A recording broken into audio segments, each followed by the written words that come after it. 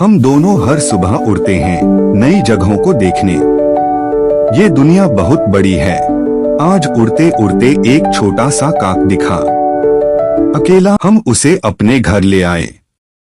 अब वो हमारा है जैसे हम उसके। धीरे धीरे उसकी आंखों में फिर से चमक लौटी।